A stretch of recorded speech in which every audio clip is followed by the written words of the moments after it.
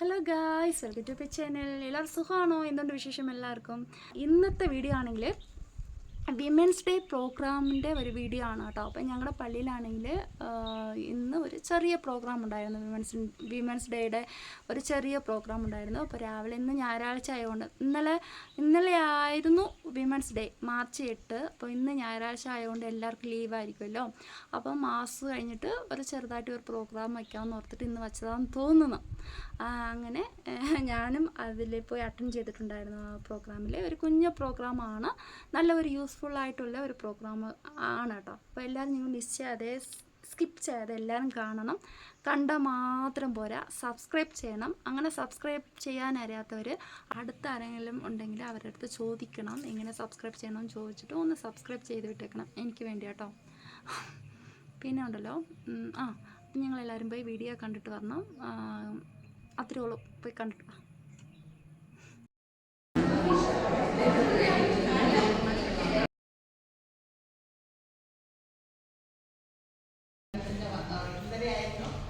എല്ലാവരും ആശംസകൾ നേരുന്നു. ഞങ്ങളിത് ഷോർട്ടായിട്ട്, കാരണം അതിന് ടോപ്പൊന്നും വേണ്ട, അതുകൊണ്ടാണ് എല്ലാം കുറച്ച് ഷോർട്ടായിട്ട്.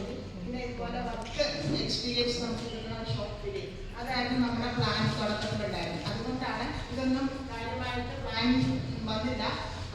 അച്ഛനാണെങ്കിൽ സമയമില്ലാത്തതായിരുന്നു, അച്ഛനൊരു ഉദ്ഘാടനവും കാര്യങ്ങളുണ്ടായിരുന്നു. പിന്നെ ഞാൻ പറഞ്ഞു നമ്മുടെ പോലും ആശംസയ്ക്ക് സമയം കൊടുത്ത് കളയണ്ട എന്നോർത്തിട്ടാണ് നമ്മൾ ഇതിലോട്ട് പോകുന്നത്. എല്ലാവർക്കും സമയം എന്നാലും ഞാൻ ഇതിൻ്റെ കോർഡിനേറ്റ് ആയിക്കൊണ്ട് ഉഷേഷിൻ്റെയും ടീച്ചറിൻ്റെയും പ്രത്യേകിച്ച് അവരോട് സഹായിച്ച നിങ്ങൾ ഓരോരുത്തരെയും പ്രത്യേകമായി ഞാൻ നന്ദി പറയുകയാണ്. കാരണം നിങ്ങളെല്ലാവരും തന്നെ എല്ലാം നല്ല ഭംഗിയായിട്ട് സെറ്റിസായിട്ട് നന്നായിട്ട് വന്നു. ഒരു ഭാഗം കൂടെ വന്നതുണ്ടായിരുന്നു, സോറി കേട്ടോ. കാരണം എന്ന് വെച്ചിട്ടുണ്ടെങ്കിൽ പള്ളിയിലെ പ്രൊസഷൻ ആകുമ്പോഴത്തേക്കും അച്ഛനോട് പറഞ്ഞ എല്ലാവരും മുമ്പിട്ടിട്ട് ഓരോരുത്തരോട് പോകാം. ഇത് ഞാൻ പള്ളി പറഞ്ഞതുപോലും ഇതിലൊക്കെ പത്രങ്ങളിലൊക്കെ നിങ്ങൾ വായിച്ചതുപോലെ സമത്വം, ശാക്തീകരണം,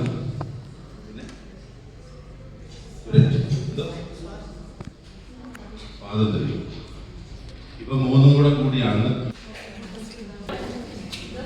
ഇത് ചെയ്യുന്നവർ ആരെങ്കിലും ഉണ്ടോ? ഇത് അറിയാവുന്നവര്? ന്യൂസ് പേപ്പർ കൊണ്ട് പേപ്പർ ബാഗ് ഉണ്ടാക്കാൻ അറിയാവുന്ന ആരെങ്കിലും ഒക്കെ ഉണ്ടോ? ഉണ്ട്. നമ്മുടെ ചേച്ചിയൊക്കെ കുറേ കാര്യങ്ങൾ ചെയ്യുന്നതാണ്. ചേച്ചിയൊക്കെ പൂക്കള ചേച്ചി കുറേ പേരുണ്ട്. അതെ അതെ. അപ്പൊ നമുക്ക് ആദ്യം പേപ്പർ പാസ് ചെയ്തേ ചെയ്ത് കാണിക്കുന്നത് പാസ് ചെയ്യുമോ? ഇത് നമുക്ക് സാധനം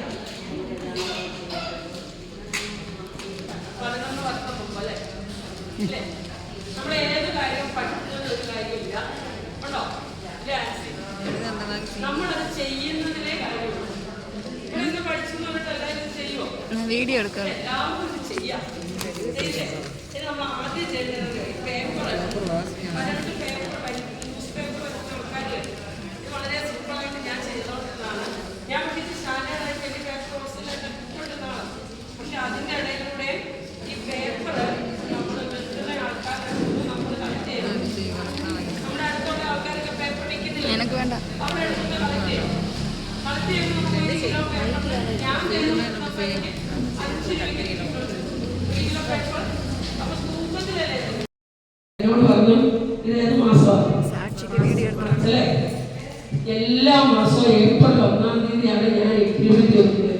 ഒരു വർഷത്തെ എഗ്രിമെന്റ് വെച്ചാണ് പേപ്പർ ബാഗ് കൊടുത്തോണ്ടിരുന്നത്. ഒരു വർഷം നമ്മൾ കൊടുക്കുമ്പോൾ 12 ലക്ഷം 13 ലക്ഷം രൂപയുടെ സാധനമൊക്കെ നമ്മളവർക്ക് കൊടുത്തോണ്ടിരിക്കും. അവർ ഒന്നിച്ച് ചെക്ക് തരും.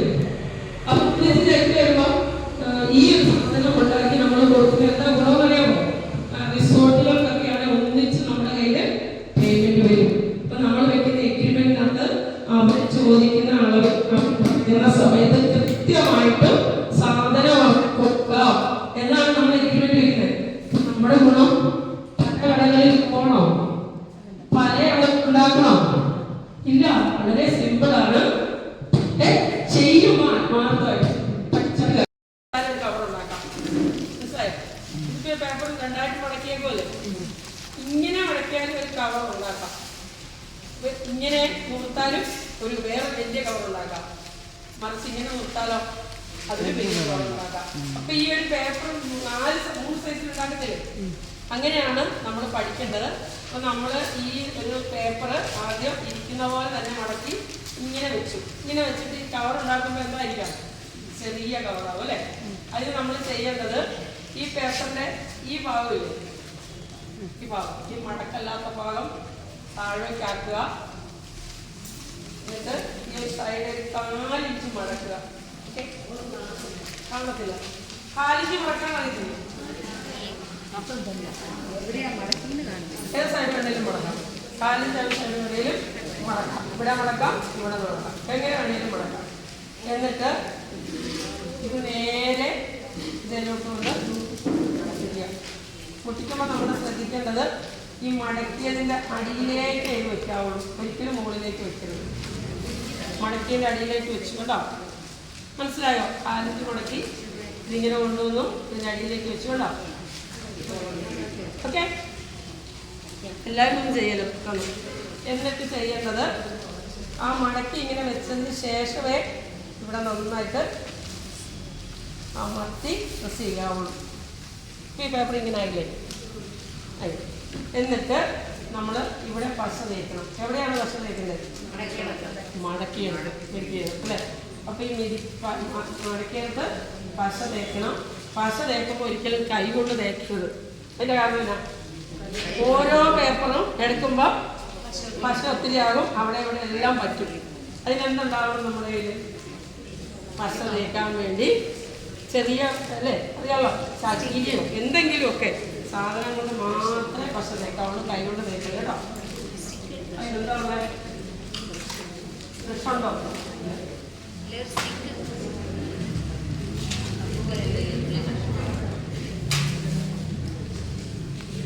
ഈ പേപ്പർ ബാഗ് ഒന്നും ഉണ്ടാക്കുമ്പോൾ ഒരിക്കലും ഈ സാധനം ഒന്നും മേടിക്കല്.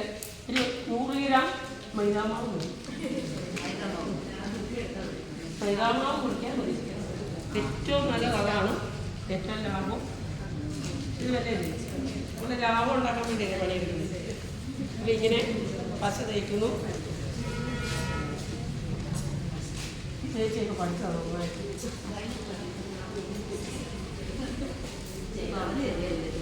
ആ, അതാണ് നമ്മളെങ്ങാനും ചെയ്താലോ അല്ലേ.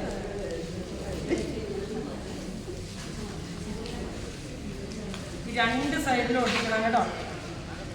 അകത്തൊന്ന് ഒട്ടിക്കുക, പുറത്ത് ഇങ്ങനെ ഒന്ന് ഒട്ടിക്കുക. ഇതിനങ്ങനെ ഒട്ടിയിരിക്കും അല്ലേ. നന്നായിട്ട് പശ തേക്കണം.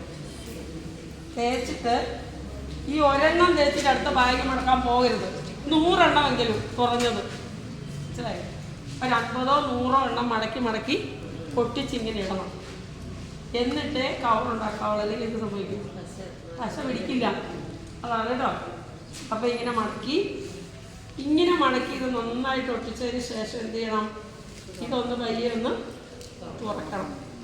ഓക്കെ, ഇത് തുറന്നിട്ട് നേരെ ഓപ്പോസിറ്റ് ഇങ്ങനെ മടക്കണം, മനസ്സിലായോ? ആ, പൊട്ടിച്ച ഭാഗം നടക്കിലേക്ക് വരണം.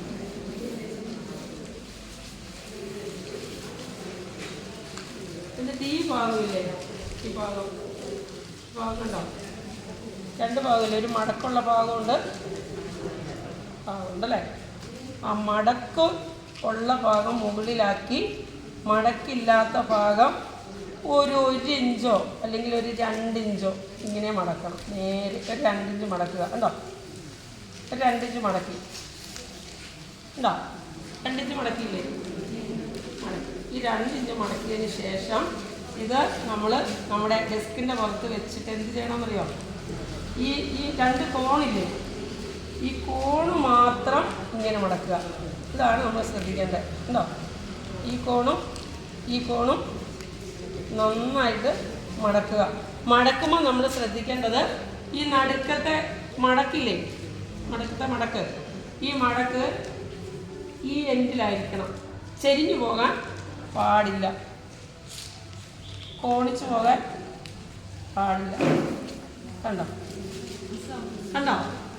കണ്ടല്ലേ. എന്നിട്ട് ഇത് മുഴുവനായിട്ട് ഇങ്ങനെ മടക്കരുത്. ഇതിൻ്റെ നേരെ പകുതി മടക്കുക. മനസ്സിലാകുന്നുണ്ടോ? ശേഷം അതിൻ്റെ മുകളിലേക്ക് ഇത് മടക്കുക. ഇത് മടക്കി നമ്മളിങ്ങനെ വെച്ചിട്ട് ഇതിങ്ങനെ വെച്ചിട്ട് എന്ത് ചെയ്യണം? ഒരു വെയിറ്റ് ഉള്ള സാധനം ഇതിൻ്റെ മണ്ടയിൽ വെക്കണം. പെട്ടെന്ന് ഒട്ടിക്കരുത്. ഏതാ? കോണാക്കിയിട്ട് അങ്ങോട്ടല്ല, ഇങ്ങോട്ട്. ഇത് കണ്ടോ? നിവർത്തണം. നിവർത്തി ഇങ്ങോട്ട്, അങ്ങോട്ട് വരണം.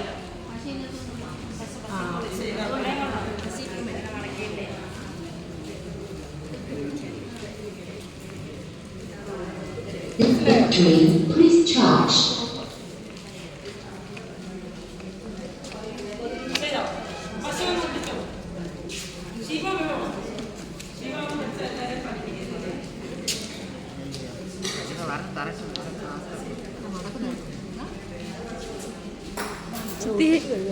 பண்ணுனது காணிங்க.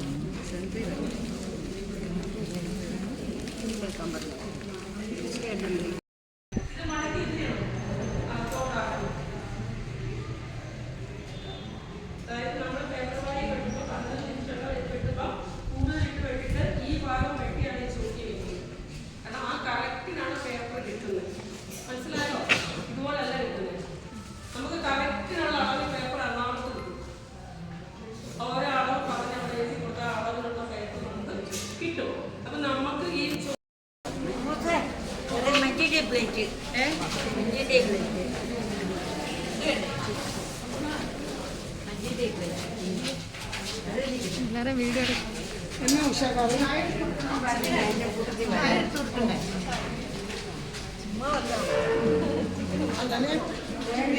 അവളെ കളിയാക്കിയതാ. അതെ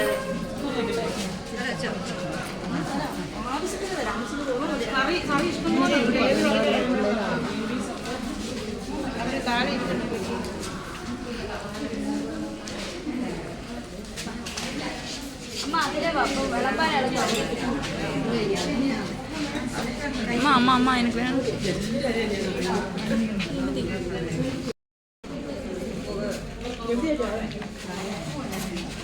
നിങ്ങൾ കഴിക്കാൻ തുടങ്ങിക്കോ. ചായ അങ്ങോട്ട് ഇട്ടില്ല. നിങ്ങൾ ഇങ്ങോട്ട് നീങ്ങി പോരാ. മേടിച്ചാൽ അങ്ങോട്ട് മാറി പോകാവോ? അവിടെ നിന്ന് മാറി പോകാവോ?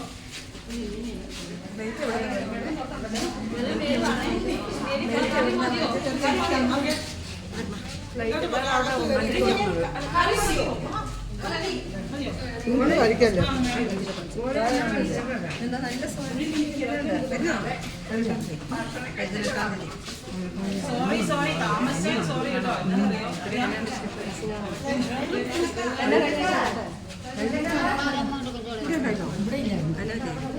നേരം പോയായിരുന്നു. നമ്മള് മാത്രം